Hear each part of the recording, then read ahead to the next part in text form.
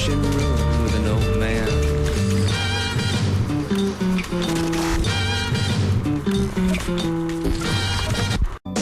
Καλησπέρα, καλησπέρα. Σε λίγες μέρες θα βγει στους κινηματογράφους η ταινία του 28χρονου Στέλιου Καμίτση για τη γενιά του 2000. Ανεξάρτητη παραγωγή βέβαια.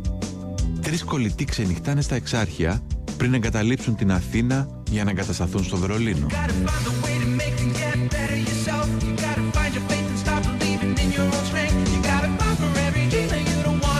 Αυτό λοιπόν θέλουν σήμερα οι νέοι. Οι 20άριδες και οι 25άριδες αυτό έχουν στο μυαλό τους. Ένα σχέδιο για μια άλλη χώρα ή την ίδια χώρα με άλλα σχέδια. Το σύνθημα. Μια παρέα, μια ομάδα, μια γειτονιά. Πρωτέας. ΑΟ Πρωτεύς. 1965. 65. Και πότε αναστήθηκε? 2010, Μάιο. Πώς είσαστε? Στην αρχή λέω, πόσοι τον αναστήσατε? 1, 2, 4, 8, 16. Στην ηλικία σου όλοι. Και πιο μικρή. Πήγαμε, σπουδάσαμε, γυρίσαμε, τους διώξαμε και πήραμε την ευθύνη εμείς.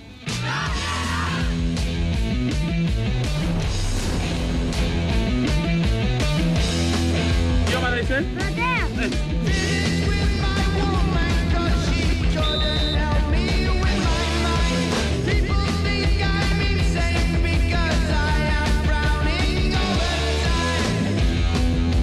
Στα 2 αυτά χρόνια τι έχετε κάνει? Κοίτα, η ομάδα δεν είχε ούτε σφραγίδα. Και τώρα έχει 4 αθλήματα και 230 αθλητές.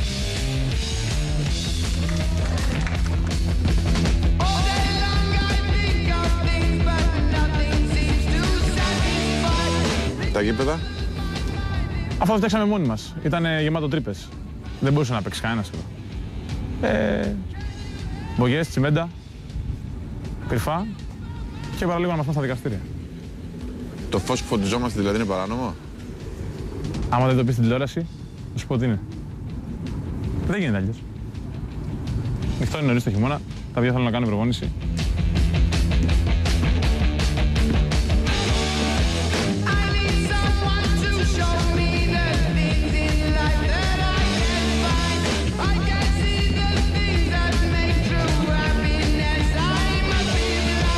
Σας βοήθησαν καθόλου τα Υπουργεία, ο Δήμος?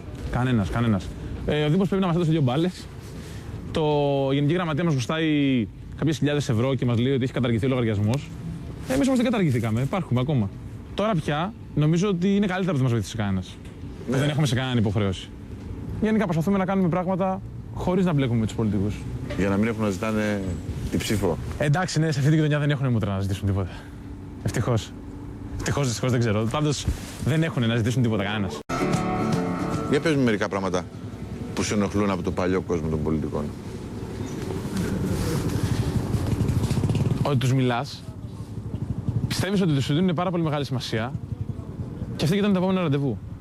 Έχουν μεγάλη πλάκα όταν έρχονται στη γειτονιά και ζητάνε από τον κόσμο να τους ψηφίσει για τις επόμενες εκλογές για να κάνουν, ενώ υπάρχουν τόσοι άνθρωποι που κάνουν και δεν ζητάνε τίποτα. Δεν μπορείς να θες να ασχοληθείς με τα κοινά από την ώρα που θα πάρεις την ψήφο των ανθρώπων και μετά. Ενώ σε όλη την υπόλοιπη ζωή σου, το πολύ να είσαι κομματικός τέλεχος. Και το χειρότερο απ' όλα, και ποιο είναι, ότι και όταν εκλεγούν, οι περισσότεροι μόνο με το κόμμα τους ασχολούνται. Τι θα περίμενες από τους πολιτικούς, για πες? Εφόσον αποτύχανε, να μην θέλουν να έχουν λόγο στο αύριο.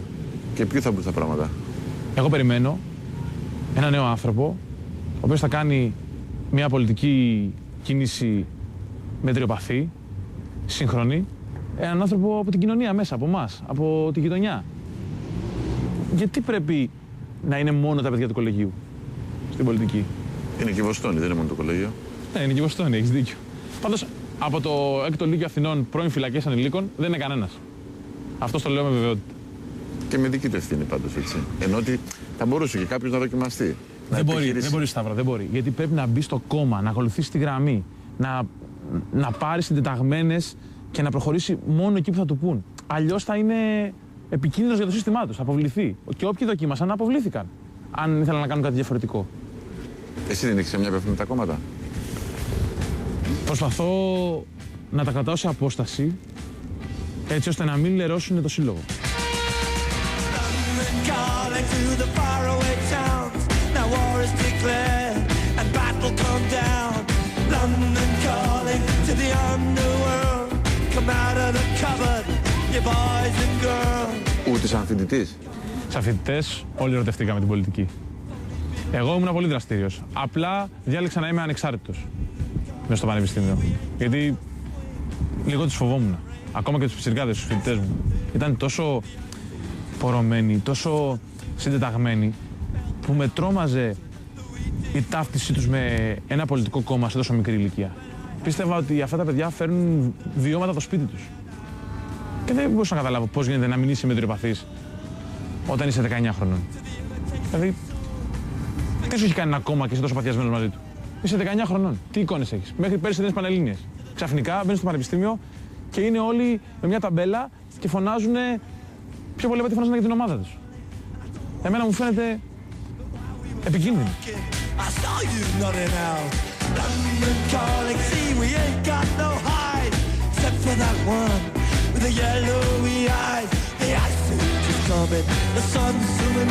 Δηλαδή, τα περισσότερα πράγματα από ό,τι έχω καταλάβει τα αποδίδει στα κόμματα.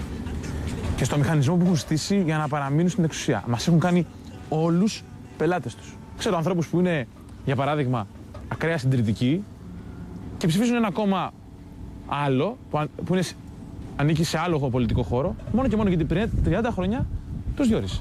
Και νιώθουν υποχρέωση. Αυτό το πράγμα έχει διαφθείρει κάθε σπίτι. Όλοι έχουμε μια υποχρέωση σε κάποιο κόμμα γιατί κάποιον βόλεψε το σπίτι μας κάποτε. Και δεν μπορούμε να απεξαρτηθούμε από αυτούς τους ανθρώπους με τίποτα. Γιατί έχουμε μάθει όποτε έχουμε πρόβλημα να πηγαίνουμε να τους χτυπάμε την πόρτα. Άρα ένα μεγάλο κακό του παρελθόντος είναι τα κόμματα. Άλλο. Η διάβρωση των νέων παιδιών. Όλη η γενιά μου πίστευε μέχρι τώρα, ελπίζω να έχει αλλάξει, ότι αν έχεις βίσμα δεν έχεις να φοβάσαι τίποτα στη ζωή. Και ότι αν δεν έχεις βίσμα, είναι μάταιο να προσπαθείς.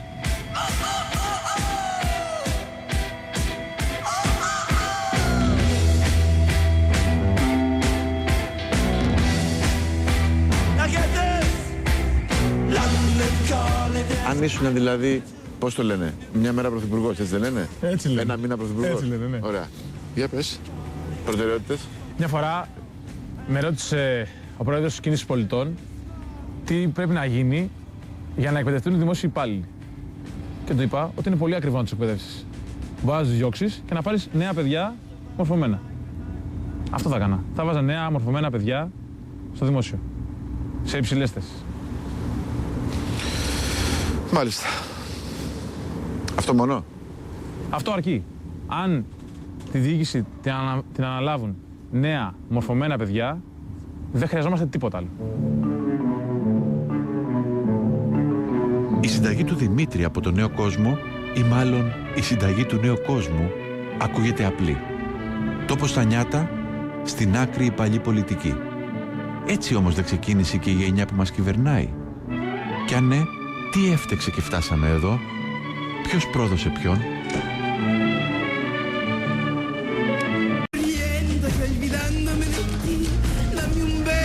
Αυτή η εκπομπή με έβαλε πολλές φορές σε πειρασμό. Να μπω κι εγώ στην κουβέντα δηλαδή. Να διορθώσω ή μάλλον να καπελώσω, όπως το κάνουμε συχνά οι μεγαλύτεροι. Να τους πω δεν είναι έτσι, δεν είναι εύκολο. Κάθε φορά όμως που πήγαινα να παρέμβω, σκεφτόμουν μπορεί οι νέοι να μην έχουν πάντα δίκιο, αλλά όσοι δεν τους ακούμε έχουμε σίγουρα άδικο.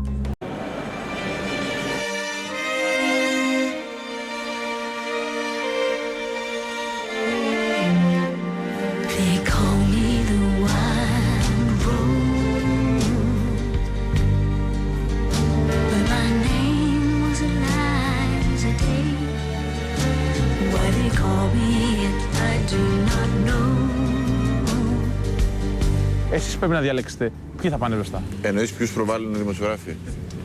Ποιους προβάλλουν οι δημοσιογράφοι, ποιους χρηματοδοτούν οι επιχειρηματίες, ποιους επιλέγουν τα κόμματα. Αν θέλουν αυτούς που λένε μόνο ναι, και η δική μου γενιά θα αποτύχει, και η επόμενη θα αποτύχει, και όλες θα αποτύχουν.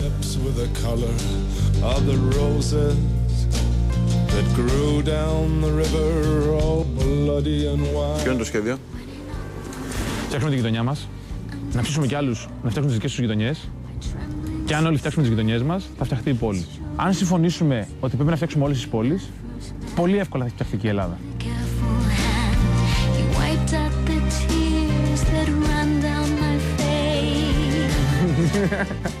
Πώς πάει η ομάδα τώρα? Καλά, πολύ καλά. Είμαστε ενωμένοι. Ποια? Κανένα αποτέλεσμα. Φέρνει αυτό, λέω. Κερδίζει. Αλλά να σου πω κάτι. Αν έπαιζε 2 κατηγορίες πάνω, δεν θα την αγάπαγα περισσότερο. Αν όμως προσέφερε αθλητισμό σε 20 οικογένειες μονογονεϊκές ή αν έκανε ανακύκλωση σε 1000 νοικοκυριά, ναι, θα την αγάπαγα περισσότερο.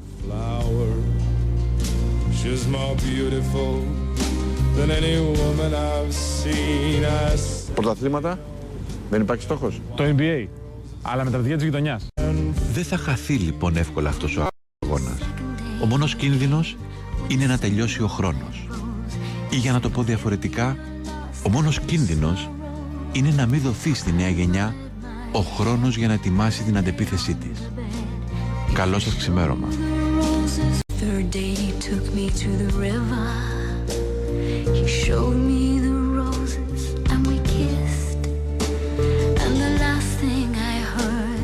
Was a muttered word as he knelt above me with a rock in his fist. On the last day I took her where the wild roses grow.